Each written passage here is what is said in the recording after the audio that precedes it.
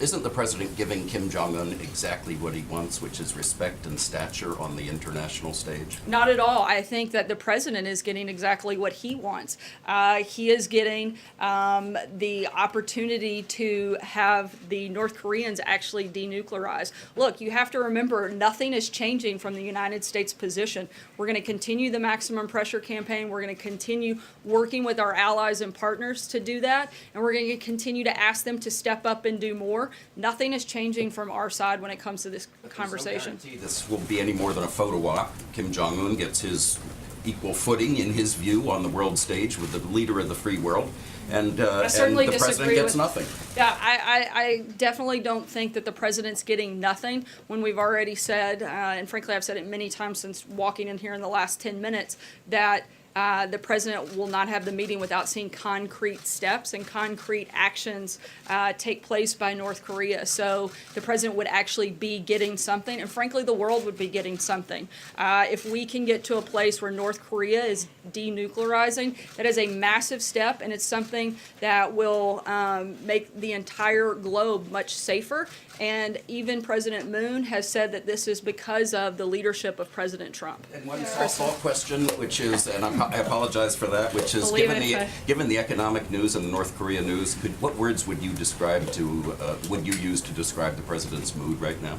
The president's in a great mood. The president's been in a great mood because we've had not just a successful couple of days, we've had a successful year, and we're very focused on making sure we have 7 more. Sarah, thank you. Top officials at the White House and the Pentagon seem to be taken by surprise by the announcement. Was this done in a haphazard way? Not at all. As I said, that this has been part of an ongoing campaign that's been going for over a year. And just because some of the individuals that may regularly leak to the press weren't involved in the conversation doesn't mean that the appropriate parties that lead those agencies were not in the room and not part of that discussion. The president came here to the briefing room, though, before reaching out to the president of China. Is that appropriate? Should he not have reached out to his international partners first before making the announcement here? Look, we've had ongoing conversations with leaders across the world. The president simply said there would be an announcement. He had several conversations with world leaders both last night and today. Were you aware he would make this decision beforehand? Again, the president had conversations with a few of world leaders both last night and today. This is something that all of these countries have been working together on, and something that we're going to continue to work with our allies and partners on. Was the Secretary of State aware that he was going to make that decision, Sarah? Yeah, and the Secretary of State's deputy was in the room at the time these conversations went on, so it's absurd to pretend like they weren't part of this process and haven't been part of this process all along. Jeff? Sarah, to follow on what Peter was asking, how will the president and the United States be able to verify this before the meeting? How will they be able to verify the denuclearization? That's something that will be determined through the national security and intelligence community. Certainly not something I would read out to you guys from here. The president has said repeatedly that previous presidents, his predecessors, have mishandled this and misplayed this. Why can he be so confident that this is the right move when just in October he was telling his own Secretary of State it would be a waste of time to talk directly? Well, I think it's really clear that they've misplayed it, or we wouldn't be in the position that we're in. The president wouldn't be having to clean up the mistakes of the previous 3 administrations. The president is getting promises out of North Korea that haven't been made in any recent years. And again, we are going to continue the maximum pressure campaign to make sure that they follow through on these commitments. John? Sorry, I'm going to keep moving. If I can just ask, who would he like to have with him at the meeting? The Secretary of State, I mean, there is not an ambassador now in South Korea. Does he plan to staff up more before this meeting? Look, the president has an incredible team that is surrounding him, both from National Security Advisor, Secretary of Defense, the Secretary of State, the intelligence community. But at the end of the day, the ultimate person to lead that negotiation or that conversation and be at the table will be the president. Sarah, on that. Yeah, Brian, go ahead. Thanks. Different policy questions for you, different issue. 3 weeks ago, the president came out in a speech and said, we're going to have the largest nuclear force ever. Hopefully, we'll never have to use it.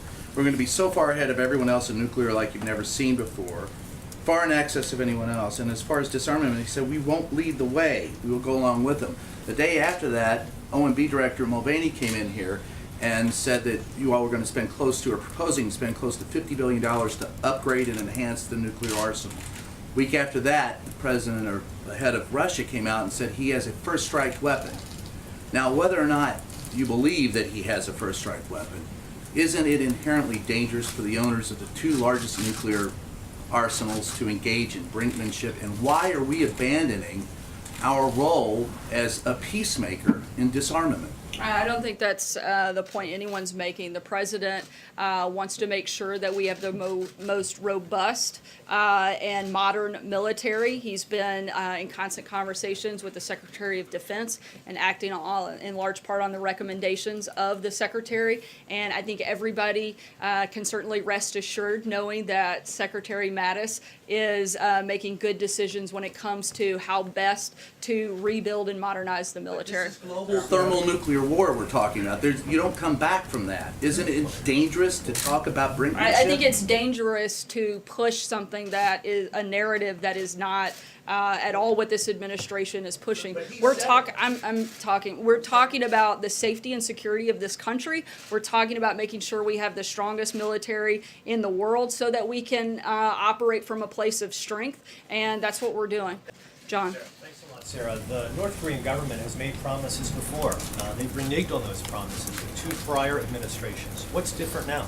Why should we trust Kim Jong-un now? Again, because the United States is going to continue that maximum pressure campaign. We are making no concessions, and we are not going to move forward until we see concrete and verified actions taking place by North Korea. We are also operating from a position of strength that we haven't had in previous administrations due to the maximum pressure campaign, not just by the United States. Let's not forget that a lot of our allies and partners like China, South Korea, Japan have stepped up and done infinitely more over the past year due to the president's leadership than they have in the previous administration. So this is a collective effort to put that pressure on North Korea, and it's going to continue. North Korea is in a place of weakness, and that is certainly recognized by the promises that they've made through this conversation. Francesca? Has starved his own people, has murdered his own people. You could say he's responsible for the death of Otto Warmbier. Why put him on the same stage as the President of the United States? The president wants to make sure that we denuclearize the peninsula and that we're securing and helping have a safer world. I'm glad that you guys are acknowledging a lot of the problems of North Korea, because just a couple of weeks ago, a lot of members in the press were actually elevating North Korea and some of the members of the regime and comparing them to people in the United States and in this administration. I think that is actually what put North Korea on a similar stage. No action by this administration has even remotely demonstrated a level of rise that the media did during the Olympics and through some of those stories. Francesca. Thank you, Sarah. Yesterday, a South Korean official came out to the stakeout location and said that this meeting would be taking place by May. But you did not say that in your original statement. That's not what you said today, that a place and time has not been set. So was there some sort of a miscommunication by that? Because that is definitely what had been said by Mr. Chung yesterday evening. No, I'm simply saying that a time and place haven't yet been set. Deborah? I have a California question. Wednesday, Governor Brown said that Donald Trump was declaring war on California. Now, I know that the president's given Jerry Brown money to his campaigns before. Have they talked on the phone recently? And when the president goes to California next week, will it be war or will it be peace?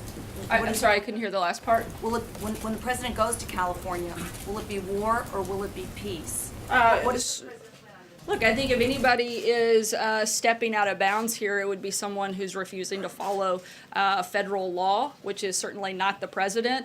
And we're going for what we hope to be an incredibly positive trip. The president's going to look at prototypes along the border and also meet with and speak to the members of our armed services. He'll be speaking with members from all 5 branches of the military, and I don't think that could be anything but a positive thing. John? Thanks, Sarah. Quickly on North Korea, what specific steps is the president taking to prepare for this major summit with Kim Jong-un? Look, the president has been preparing for this for quite some time. In his regular briefings with the intelligence community, with his national security team, he's going to continue doing that, and with other subject matter matter experts, but also the president is, I think, the ultimate negotiator and deal maker when it comes to any type of conversation, as I think is reflected in Senator Graham's statement, and we feel very confident where we are. Thanks so much, guys. Have a great weekend.